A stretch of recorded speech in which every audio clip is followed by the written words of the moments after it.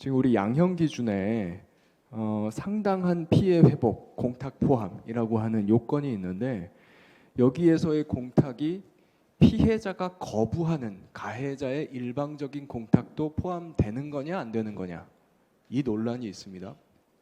그러니까 지금 우리 공탁법이 개정이 돼서 가해자가 피해자의 인적 사항을 전혀 모르거나 또는 피해자가 거부하는 경우에도 일방적으로 공탁을 할 수 있게 됐습니다. 네. 그리고 공탁의 시기도 제한이 없기 때문에 네. 선고 직전에 공탁을 하는 경우들이 많이 생기고 있습니다. 네. 용어도 기습 공탁이라는 용어까지 생겼는데요. 이런 게 빈번하게 있다 보니까 최근에는 사고도 있었어요.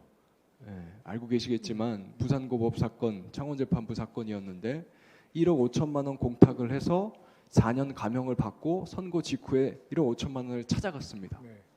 근데 그 감형된 채로 확정이 돼 버렸어요. 네. 엄청난 사고죠. 예.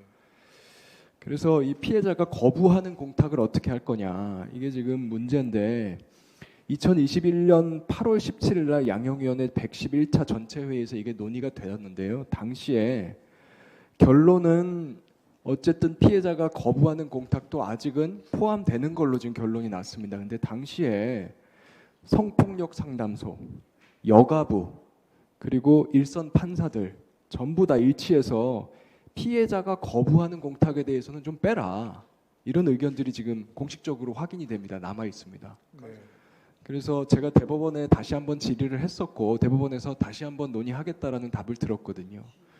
그때 다시 1심 법원 판사들 의견을 많이 들을 텐데 법원장님께서도 이 부분에 좀 각별히 관심을 가지고 네. 1심 법원 판사들이 실제 재판할 때 분명히 이 부분 딜레마에 부딪힐 겁니다. 정의를 할 수도 없거든요. 피해자가 거부하는 공탁을 어떻게 평가해야 되는지. 저는 개인적으로 이거는 제대로 평가하기 어렵다고 하면 양형 기준에서 감형 사유로는 빼고 판사들이 입체적으로 판단할 수 있는 영역으로 그냥 두는 게 차라리 맞다고 생각하거든요. 네. 요거에 대해서 좀 적극적으로 판사들 의견을 내주시면 좋겠습니다. 네, 알겠습니다. 네.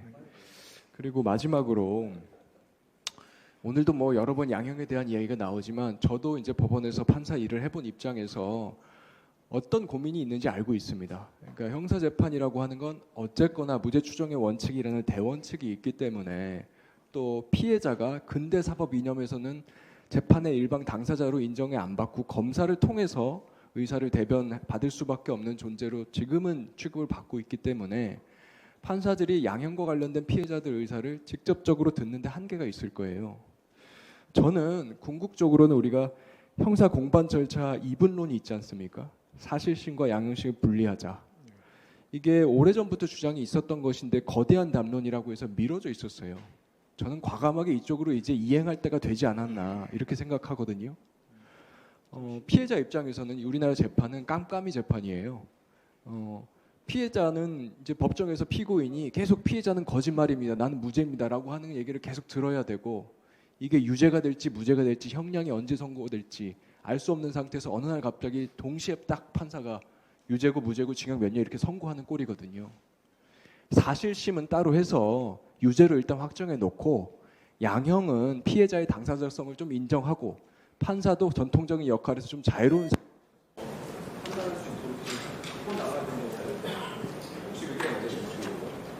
네, 유무죄 심리와 양형 심리를 좀 구분하는 게 좋지 않겠느냐의 말씀이신데 구분하게 되면 좀 더 형사 그 사법 절차가 좀 더 신중해질 것 같습니다. 유무죄 판단과 양형 판단을 달리하니까 양형 심리에서도 집중할 수 있고 지금 말씀하신 바와 같은 양형에서 여러 가지 문제점들은 양형 심리를 별도로 하게 되면 더 집중적으로 하게 되고 양형 조사관도 좀 더 활성화될 것 같고요. 그런데 이제 아직까지 계속 그렇지 못하는 데는 여러 가지 이유가 있을 테니까요. 한번 지금 말씀하신 걸 포함해서 한번 우리 판사님들과 한번 논의 주제를 삼아서 검토해 보겠습니다.